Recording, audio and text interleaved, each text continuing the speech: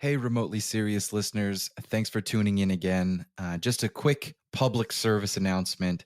If you are able to rate us and leave a review on Apple Podcasts or Spotify or wherever you listen to us, we would greatly appreciate it. You know the drill. It's how these things grow and get bigger, and we can get more and more guests on. If you can support us in that way, that would be much, much appreciated. My next conversation is with Han Talbot. She's at Han Meets World on social media. She is the host of the Remote Life podcast, and she is a digital nomad who has been doing content creation and living the digital nomad lifestyle for quite some time. She's got experience in South America, the Balkans, the Iberian Peninsula, all over the world, really. And I met her in Montreal in 2022 at Running Remote, and I've really appreciated her perspective ever since I met her and have been following her ever since. So let's jump right in.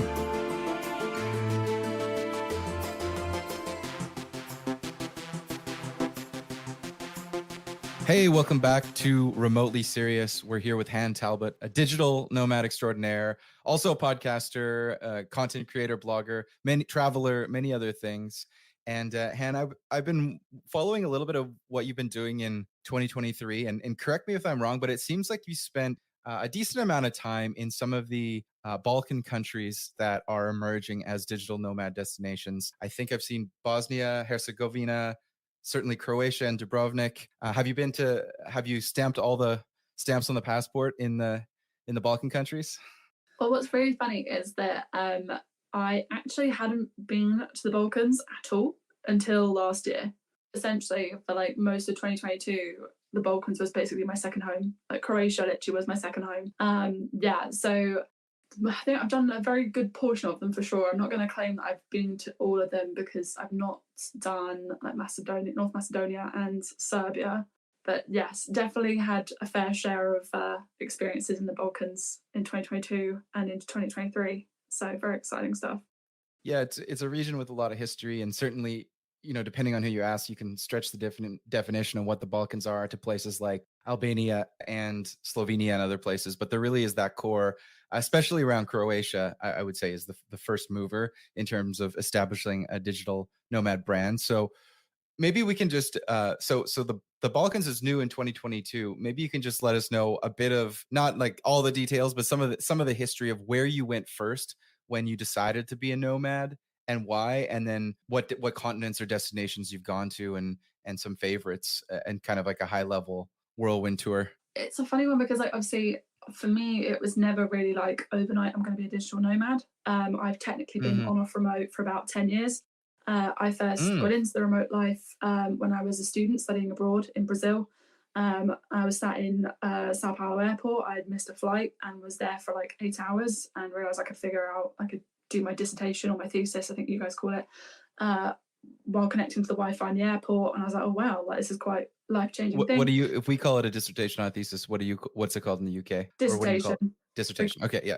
We called it something random in my university because it was like the only university out of two at the time that made you do it while you were on your study abroad year and in the target language. Right. So it was intense.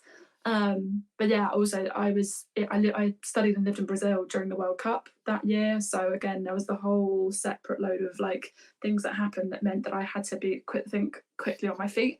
And so I then started discovering that I could connect to different connections in like libraries and towns and things like that.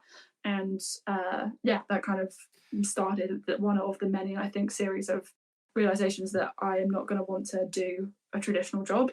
And I even said to a friend that year, I'm going to create a career out of social media, not go down the traditional routes that a lot of people were expecting me to. But I would say that then another part was I graduated and I moved to London, where all like the social media work kind of was for us at the time.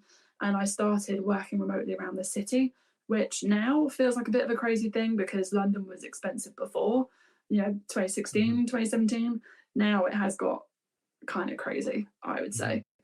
But again, I spent more years first working remotely around London, around the UK, and like Oxford, Manchester, and other different cities in the UK first, before starting to take my laptop further afield. And I was doing this research and things around the digital nomad lifestyle for contracts and my own content that I was doing for Han Meets World, which I'd started at that point, which meant that I was then starting to see people traveling and working, and people doing this the traditional go to Bali, go to a co-work space that lets you take your shoes off and whatnot. And so it was more that I saw it as a lifestyle, and I started dipping in and out of it in different ways. Because the thing about like the London industry, for example, is that a lot of people who are remote workers tend to be in specific industries rather than it being like a specific digital nomad community. So Yeah. technically I was already remote working, but the actual Yeah. then decision, I say in air quotes if you like, came about because I was already doing half remote once I went freelance. And then the pandemic kind of really gave me the like real kicker to go, right, no, now I'm going full-time remote now. I know I can do my job remotely. It sounds like not necessarily the same analogous story as some digital Yeah. nomads who are working a corporate 9 to 5 job, sitting in the cubicle like office space. And then one Mm, day the light bulb goes off. I need to make money online and leave my job and get a remote job or start a remote business. It was more of a gradual shift on a spectrum yeah. from, homework versus remote work. And then it just happened over a series of years. But so Brazil in the mid 2010s or in the 2010s, that's speaking as someone from the Americas. I'm Mm, Canadian. Brazil is not even really a destination for a lot of people in the USA, Canada, and Mexico. It is down in the southern hemisphere, or mostly in the southern hemisphere, I think. And they all speak Portuguese, of course. But it really is this civilization unto itself, almost like the mm, USA or Russia or China or some of these places where the people that live there can live amongst hundreds of millions of people and live in their own civilization. And so it's not a place like Croatia where it's half an hour from the next language, or somewhere mm. like New York, or somewhere in the United States where it might still be in America, but it's a couple hours flight to various places. It is unique on its own. And so it's still not, despite it being huge and much much bigger and having all kinds of different cities and towns and beaches, just a continent's worth of places to go, it's still not emerging as a top digital nomad destination. So what were your experiences, I guess, going on a decade ago, maybe a little less than a decade ago, and now, in terms of your thoughts on Brazil? Yeah, Brazil's a whole such a unique country. And going there as a 20-year-old, I was 20 when I moved out there. It was a massive culture shock for someone like me from like Europe. It was very confronting indeed, but in a good way. Like I knew that I wanted to go out and do something that was different. And I knew that even back then I wanted to do something that would stand out. And here I am 10 years later still talking about it. So I also kind of had some kind of good instinct about it. Yeah, you literally from north to south, it's the same time of travel. It takes the same amount of time travel from east to west of Europe. That's how big the Wow. country is. And pretty much there's a joke within Brazil that kind of anyone can be seen as Brazilian because there's such a mix of race, culture, Mhm. like all the rest of it, all in this big country. You've got Brazilian Germans who speak their own dialect of German from way back in the day, or their own version of Italian. They've got like a whole town called Blumenau that's like dedicated to Oktoberfest. That's like this Bavarian village in the middle of like the Brazilian mountains. Like there's a lot going on, and there's so much to see and do. And I guess the big thing with Brazil is the fact that, yeah, for one, they speak Portuguese, and for a lot of English speakers like you and I, that's not really a language that people tend to go learn first. Like Spanish is a bit more learned, if I can say that. And of course, there is also the massive misconception that the Brazilians speak Spanish, which they will tell you, and just like the Portuguese in Europe, they will tell you, no, we are Portuguese speakers. There's that too. It's hard to get there too. I think there's these barriers that we'll see how they deal if they want Mm. more international visitors. It's one of those countries I that's think, big enough that their tourism industry can even just survive on people moving around in Brazil. I think that's probably 99%. I would guess 99% of their tourism is still just people within Brazil. I don't know how yeah. long it is like for me to get there, but it's probably 16 hours with a layover. Mm. So it's a little different when, I guess, when Europeans have the Mediterranean and when North Americans are able to get to central and parts of Mexico and parts of Central America. It feels like that Yeah. land beyond that fewer people go to, for at least from here. Also, I think also for myself, it's actually not that far. You can get a direct flight from London to Sao Paulo in about, I think it's 10, 11 hours. Like it's not actually super difficult for us from, say, the UK to get to. And even when I was studying, I was told, no, it's going to become an emerging market. that's a good one to have under your belt. And it's funny how even for like the last 10 years, people have been saying, oh, it's an emerging market to me. Like, and even down to like the content creator industry that I have a background in, Brazil is one of the biggest creator economies in the world solely because of how they use Hmm. social media. They use it so differently to us. They use it like a social platform. So it is a huge like What are economy. some examples of that in terms of how they use it differently? So obviously, like the way we as English speakers use social media, and obviously, like technically, we created a bunch of the platforms. Da, da, da, da. We use it to connect with each other, communicate with each other. But there is just a certain level of sort of like there is a way that Brazilians, for example, communicate with each other that is just so much more like they connect so much deeper, much quicker with each other. They just have a way of being that means that they are, as influencers, connect with their audience in a whole other level culturally differently than we do, for example, in say the UK or the US. We might have one of the more leading, say, economies, but the influencer is still kind of like that person next door that people trust in a whole other way. Hmm. To answer your question from before, I think I'm very intrigued for Brazil as an economy on so many different levels.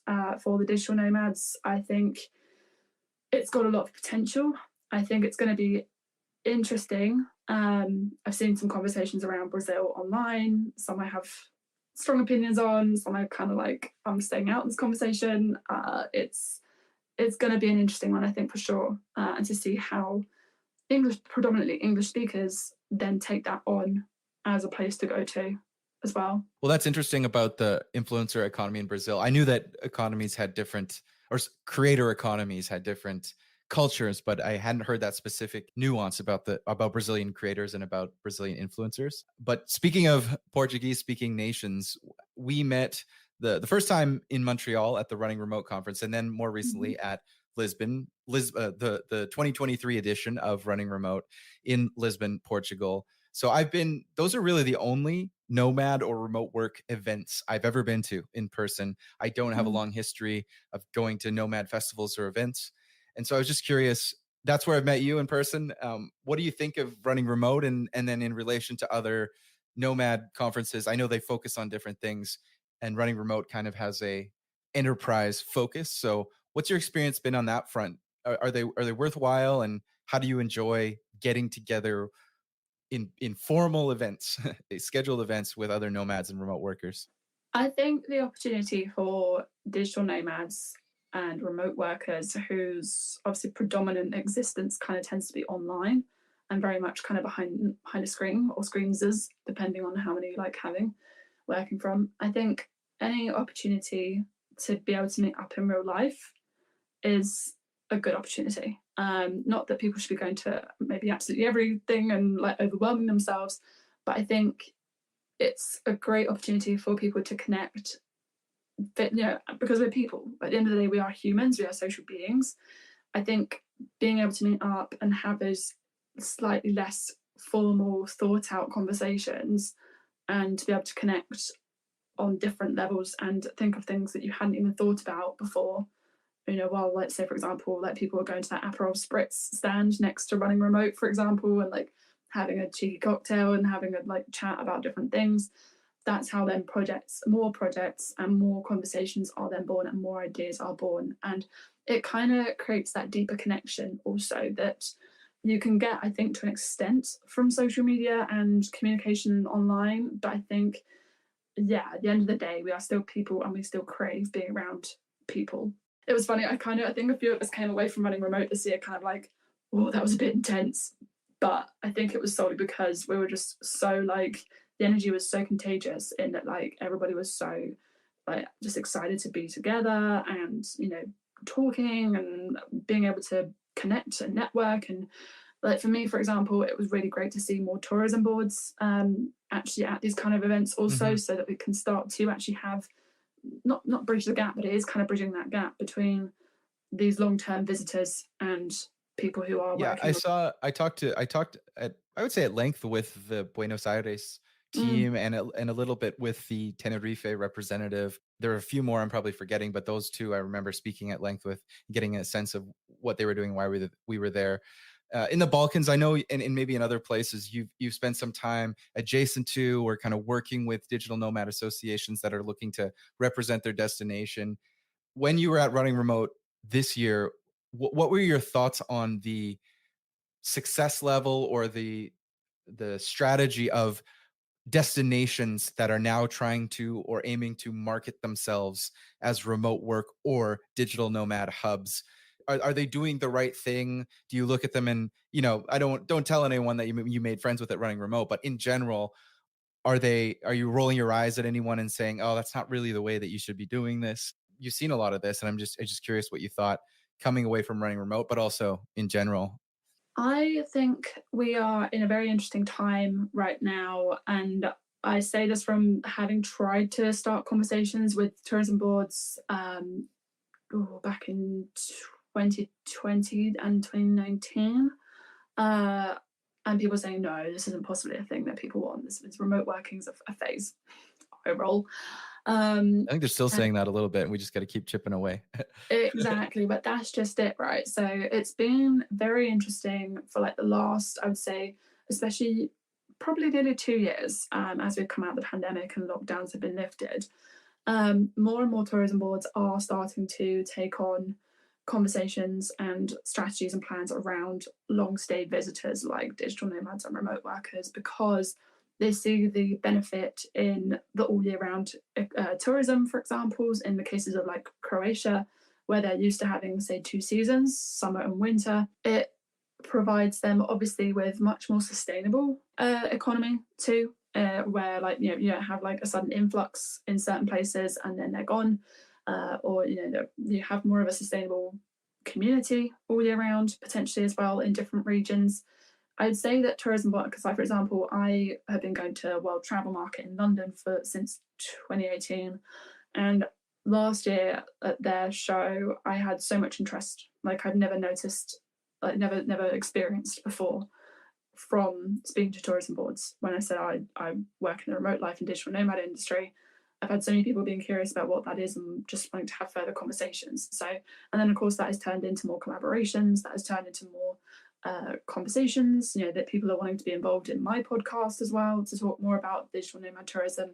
And then you've got places like, Dubrovnik, who are creating whole passes for digital nomads to then come and experience the town. So I think we're in a very interesting time now and a very exciting time where more tourism boards are and more governmental bodies are showing interest. And I wouldn't say there's necessarily a negative way to go about it right now because it's all learnings and it's all about like what it is that they're aiming for. So I couldn't genuinely think of an example that has made me cringe or anything. Mhm. I'm just seeing a lot more interest from tourism boards and them understanding how it will benefit there, even down to like the quieter cities and destinations that aren't so high up on the popular list. You know, attracting long-term visitors to these quieter towns could actually be very beneficial for their communities and their long-term economy. So I think any interest right now and any kind of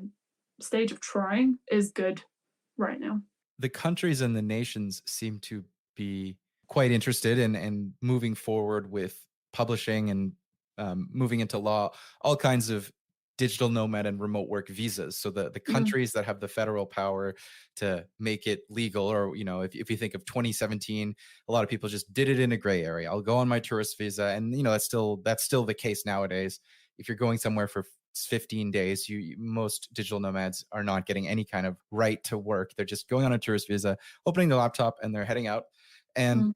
the countries, I think, really starting during the pandemic with Caribbean islands and then Estonia and then a floodgate of other countries, started saying, we are publishing a digital nomad or remote work visa. And I think this is a good thing. It looked like a step in the right direction to just put a framework in place for someone who raises their hand and says, I don't want to break the law. I want to go somewhere for 6 months and I know I'm not supposed to work. What does my employer think? It's at least, version one of something. But I do notice that digital nomad thought leaders tend to complain about these visas a lot. Why digital nomad visas aren't great. They're not really digital nomad visas. They're for remote workers. And so I'm just curious, have you ever used one? Do you think that that is helpful, or is it kind of just a marketing distraction to have a nomad visa, and the real, the real nomads are just going to kind of slip in and out everywhere and not ignore all of those programs? That's an interesting question. I think it entirely depends on what your purpose of travel and remote work is, I would Hmm. say. For example, if I think about people who have fallen in love with like Croatia, for example, and they want to go spend more time there, they want to have a base, they want to really build up a solid community, and yeah, okay, they want to dip in and out of like, go on a weekend trip here or whatnot, but they really love the lifestyle and the vibe of Croatia. And they've got an employer who's happy to work for them to work remotely. I think that the Croatian digital nomad visa is not the best example, I think, because it's obviously takes that much longer to get approved and there's a few more things you have to do for it. But as the first example off the top of my head, if I think about the people who I've met there who have the visa and are extending the visa because they just absolutely have fallen in love with the lifestyle, the language, the culture, it makes total sense to have these specific visas because, again, digital nomad visas, obviously, generally speaking, again, please go check the fine print before you do any of this. But the majority of these visas that are now coming out are for people who work specifically in telework, as it were. So Hmm. digital laptop related work, and they're bringing in income from outside the country. So, for example, if you wanted to work with a Croatian company, you need to be able to have a different type of work visa as opposed to the digital nomad visa where you can bring in income, you can work in Croatia as long as you're bringing in income remotely.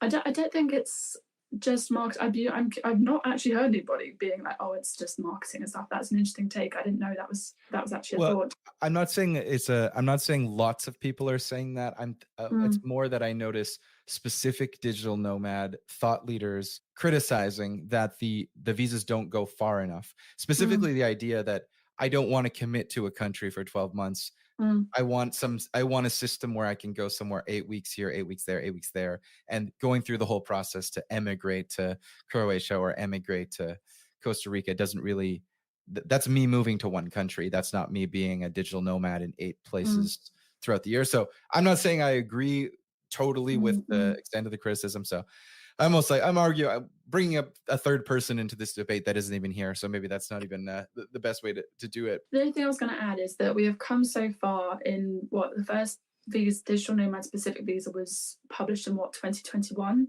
right? Yeah. Is Yeah. that?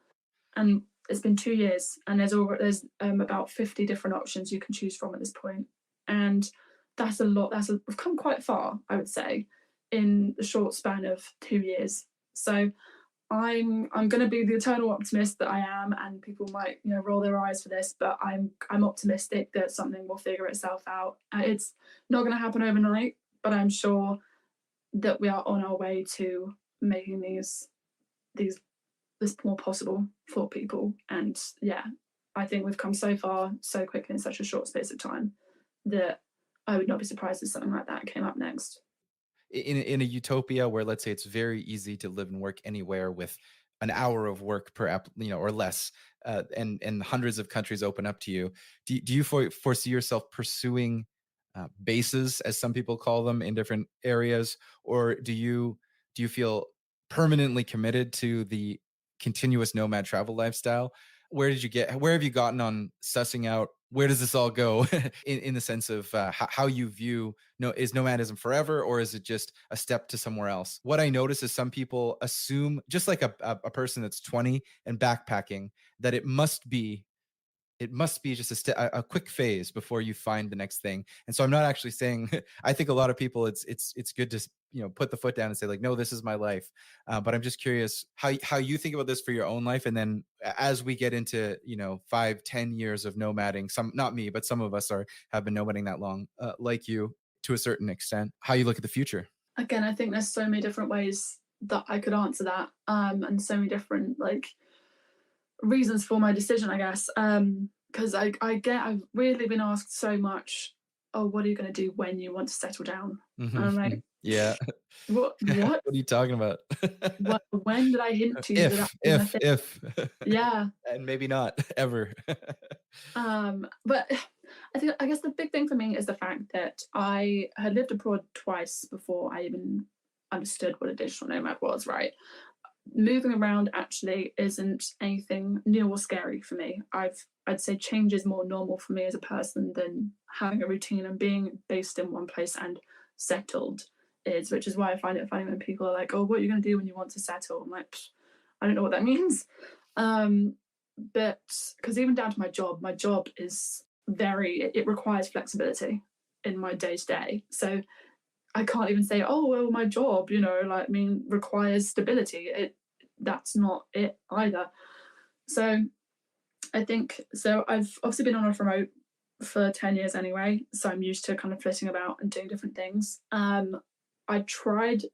I'm not, but the thing is, okay, I would say that I've tried full time travel and work for the last like year and a half, but even then, I still ended up by complete coincidence being based in like the UK for 6 months of that, for example. So it kind of, I guess, I don't really have a very linear answer to all of this. I suppose for me, I'm glad that I've got faster travel out my system, and I am in the process of looking for a base of some sort. Not to say that you will only catch me in that one place for the rest of my life, but I do miss things like not having to pack up my life every few weeks, and just knowing that I can buy a coffee table book or like a piece of art. Like these are all very superficial reasons, but I guess I'm definitely at that point now where I'm like, I want to at least have a base somewhere fairly central so that I can still go do all these like exciting bits and pieces and still travel,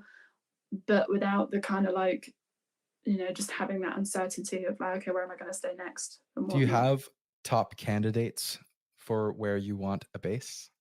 Your wish list? It will probably be Europe for the next year or so, but I would absolutely love to go back to South America at some point and base myself there for say a year or two, and then have a base and then travel around to different bits and pieces because I've only done like one area of Argentina. There's so much more of Brazil I would still love to see. Colombia.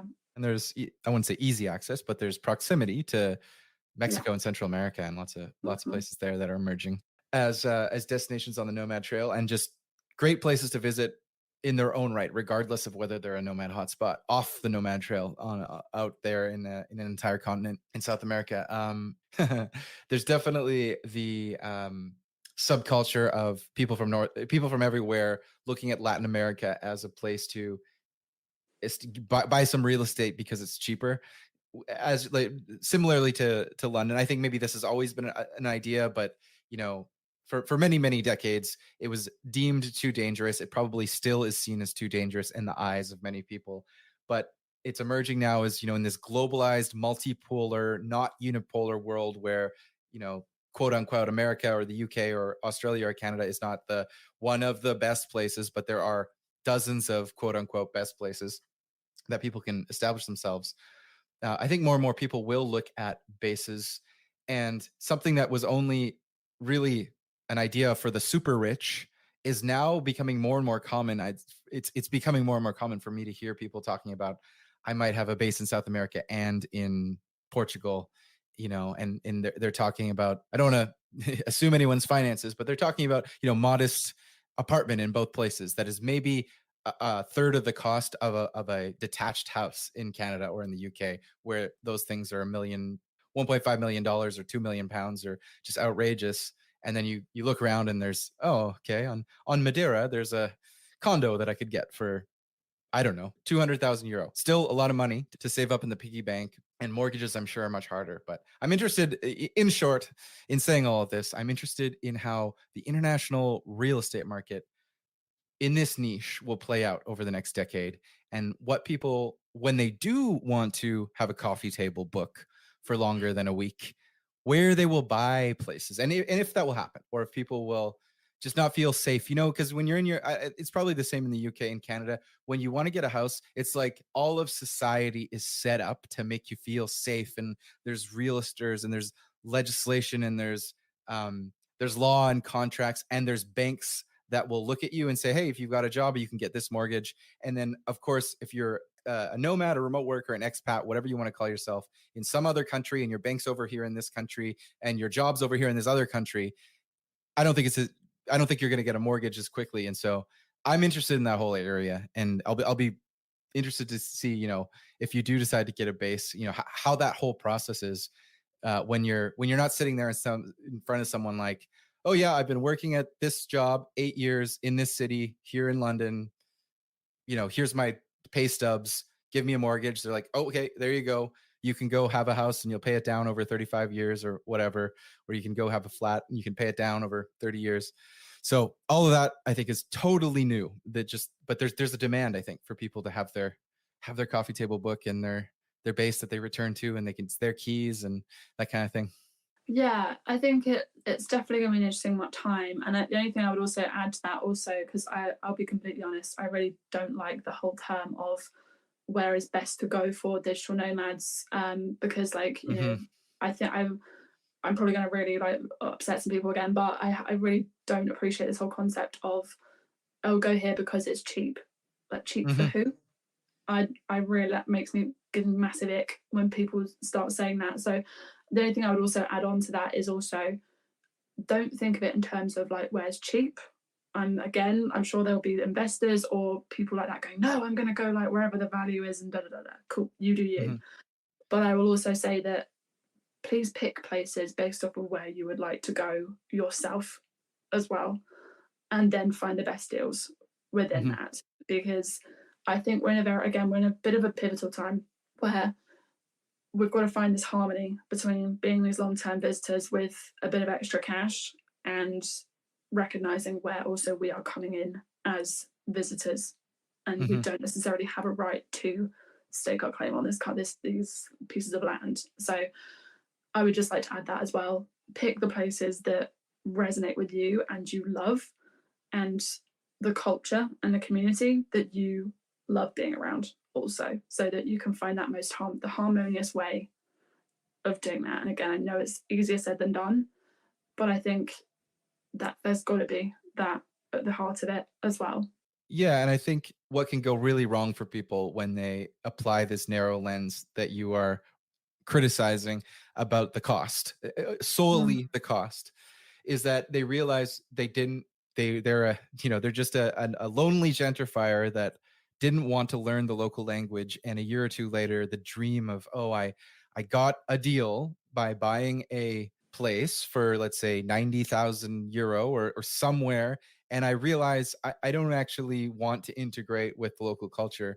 And that's essentially, for the person doing it, it's not really a way to live a life. And then for the Mm. people that are being gentrified, it's also obnoxious, in the sense that it contributes to these political conversations about locals getting priced out of their own markets. Yeah, I mean, don't get me wrong, I'm not like completely unaware of like these things happen and we kind of can't stop them happening. But I think we have an interesting responsibility now as digital nomads, as remote workers, long stay visitors, to be able to set a bit more of a responsible standard, I Hmm. think, as well. Because I think, again, yeah, it's great that we are distributing this wealth, but I my I would just like to add my 2 cents in, as it were, that it's just about being mindful of where you're going. And again, as long as we know that we are being mindful, we are going places we genuinely want to love and appreciate and contribute to, I think that's a more positive approach of looking at things as digital nomads. And when I say base, also at the moment, I'm thinking renting. I'm thinking Oh, that's uh, a good clarification. Yeah. A lot of also people use because, that yeah, word to mean buying of a piece of course, real yeah. estate. But of course, yeah, of course, you can just simply rent long term somewhere. Yeah, yeah. So I think there's different ways of doing it. I don't want to sound all doom and gloom and like pointing fingers, but I think that we're just in this very interesting moment now where I wouldn't be surprised. I feel like the market is already speeding up. Like the remote life market is speeding up so quickly already, in terms of where we're advancing, how remote work itself is advancing, remote life is advancing. That I think is just a good idea to take stock and be wary, because I know that there are some people who want to put out their ideas without entirely thinking about the communities as well. I agree with you. I think that I agree. I mostly agree with you. I would say I said maybe the challenge, or like the I don't know the right word for it, but the kind of the not the exception, but I'll just kind of say it. It is, Mm, I think where it's challenging is more what I'll say is imagine someone from Toronto or London or Vancouver or Sydney or Melbourne who has some form of income, is a remote worker, but their hometown, if a flat or an apartment or a house in their hometown is somewhere between a million and 3 million pounds or dollars.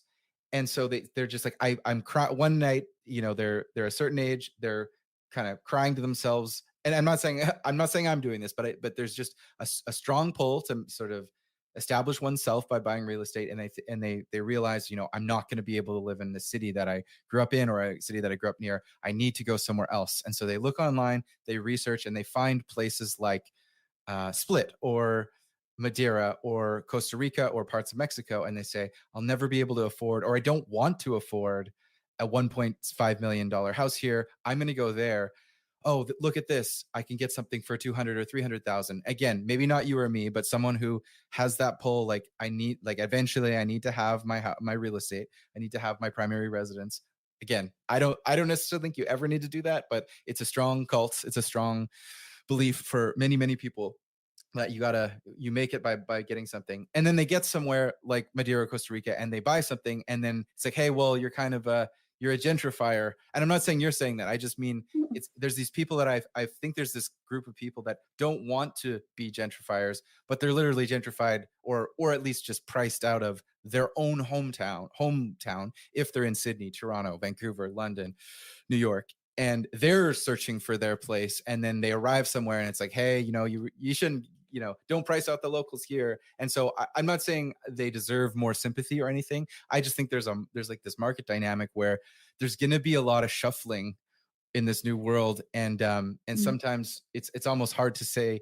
Sometimes it's very, very obvious who is the gentrifier, but I think in some cases it's not so obvious whether someone who's moving away from an expensive place to quote unquote get a deal, whether they're truly, in the wrong, or maybe they just feel like they have no other choice. And so that to me is interesting, and I think there's a lot of nuance there where I think it's there are going to be there will be strong political backlash. So my prediction is, if we've seen people in Lisbon and Mexico City say, digital nomads, you're scum, go home, like get out of my neighborhood, I think that will increase. I think there will be more of that. And so I'm not saying I welcome it or relish it, but I think that more people will leave the expensive cities, more people will move to more inexpensive cities, and more backlashes will happen. So I think we got to be ready for that.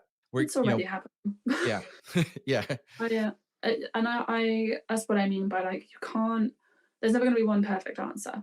And at the end of the day, if you look at, say, for example, Lisbon, there are so many different contributing factors, and it's the same within London as well. Like, there are so many of us that, at one point it was for us, it was a kind of rite of passage to move to London and live the London life. But then obviously the pandemic happened, for example, for a lot of people, or like the general pricing increase happened, and people did reevaluate what they were doing, and so hmm decided to make a move to wherever that happened to be. Um, and yes, I mean, for example, I received a lot of backlash when I initially went to Mexico City last year, and that was just on TikTok. Like, I had a few people saying, "Go home!" Like, no, we don't want your contribution, and that's fair enough. That is fair enough, and we're never going to find. I think we're never going to find one perfect answer.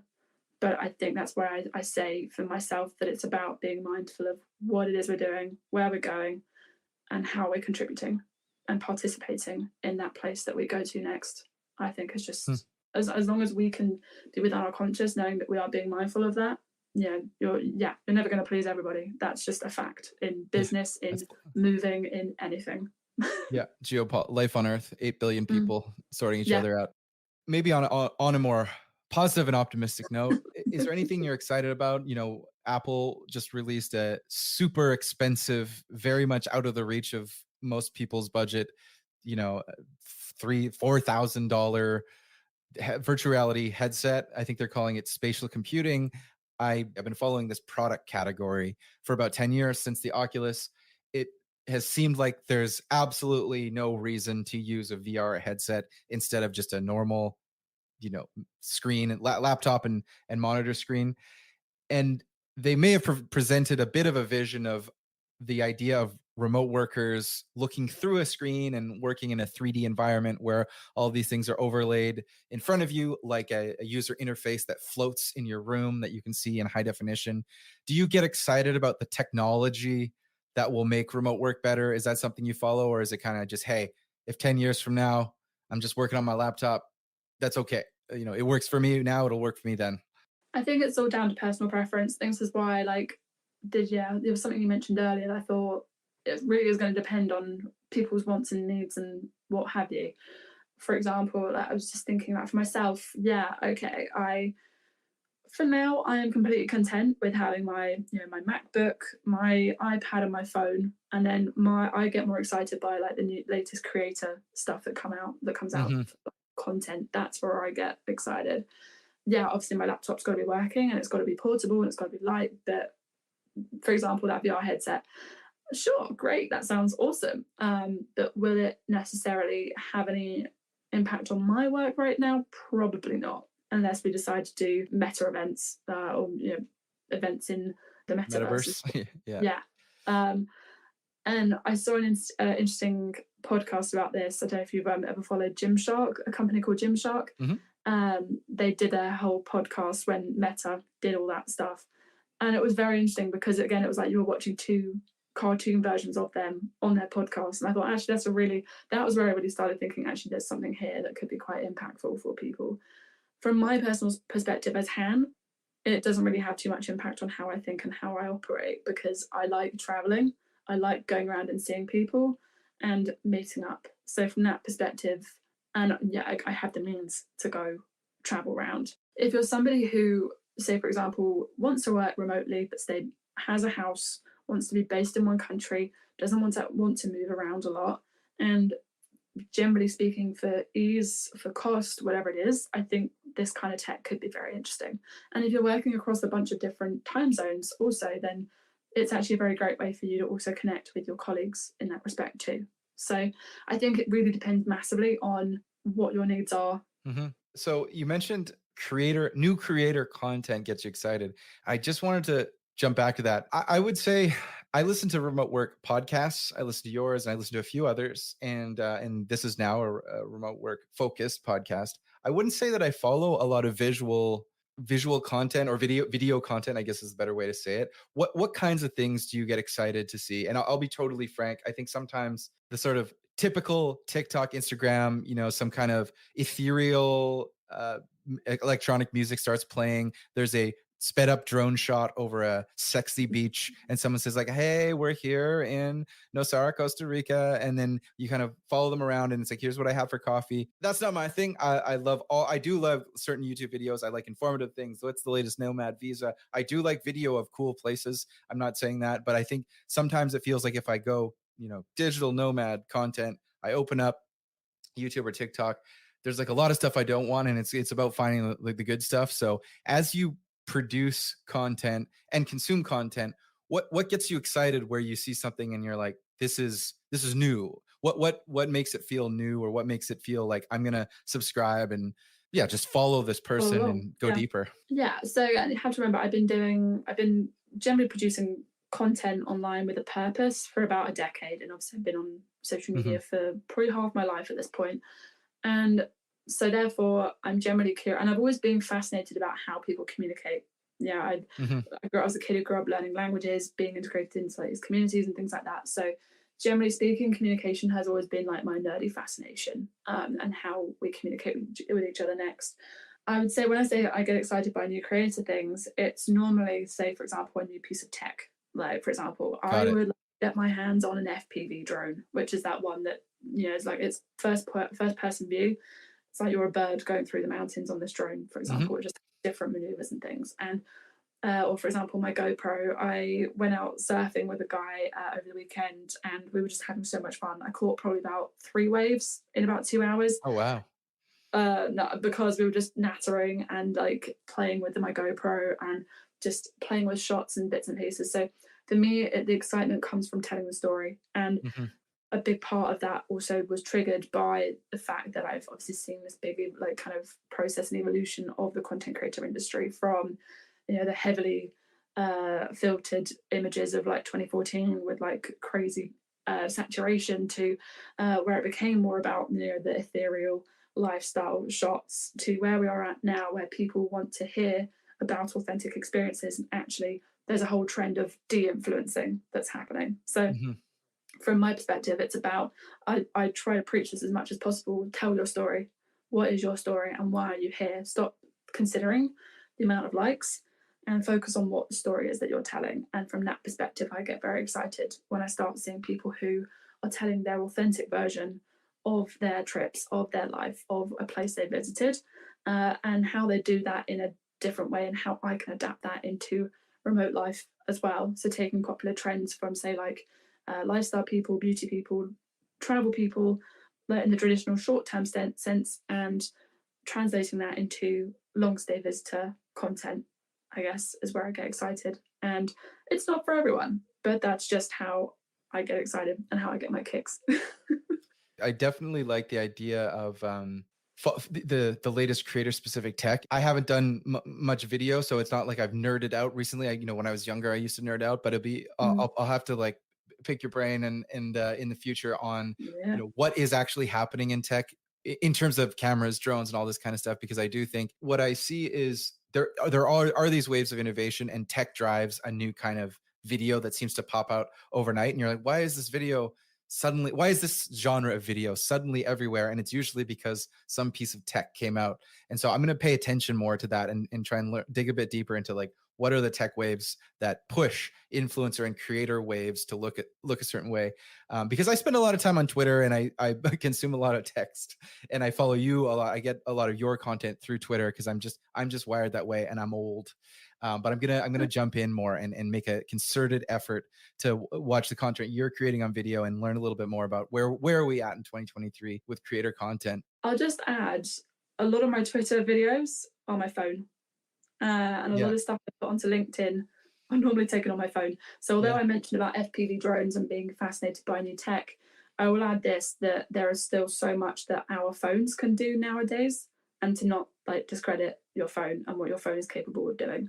yeah. It's a powerful machine, and the cameras get better every year. I Mm-hmm. never used to get that, just the way I am. When Apple, all along for 15 years, when Apple would like focus on the new camera for 20 minutes of an Apple keynote presentation, and I always thought, that's great. Yeah, we know the camera is getting better. That's what happens. But I've come around to realize in this world we live in now, and the way media has played out over the last decade, it's like in retrospect, of course, the camera was almost the most important thing every year for the Mm-hmm. phone. It's what everybody's looking for. Can I get my media to look a little bit better just with the device that I have in my pocket? So as we wrap up here, are there, I don't even want to say hot nomad destinations. I just want to say places you want to go in the next year, whether they're hot or not, that are new in 2023 or even 2024, that you might want to suggest to other people, or maybe you haven't been there yet and you can't vouch for it yet, but it's just on your list.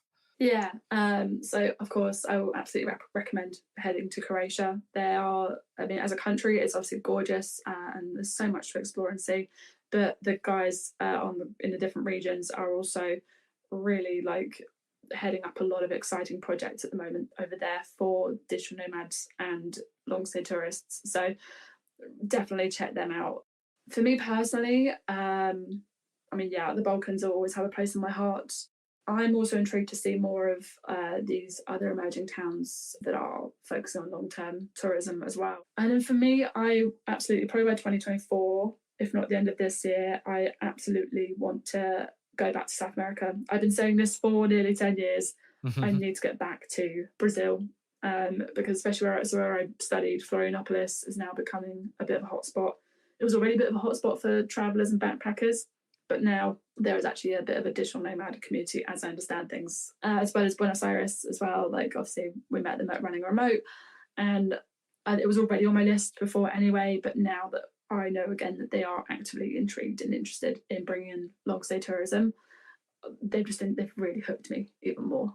There are so many different places, and I'm that person that's like everywhere is on my list. So Mm. it's Yeah, I would like to see Floripa in the next. oh, I would love to see it in the next 6 months, but I'll let to be realistic, probably in the next 18 months. I'd like to take a trip down there and other places in the Southern Cone and Brazil, but Floripa especially just seems like my kind of place. But I'll have to go and find out if that's true. yeah, it's so chill, so relaxed.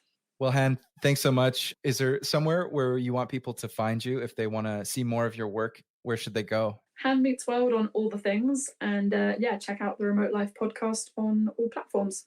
Awesome. I'll be doing more of that too, and I'll be looking at the screen to see if I understand. What kind of camera did she use here?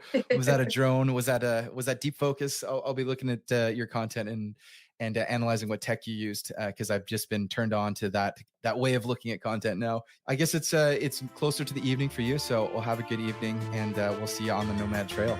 Yeah, likewise. Thank you for having me. Thanks, Anne.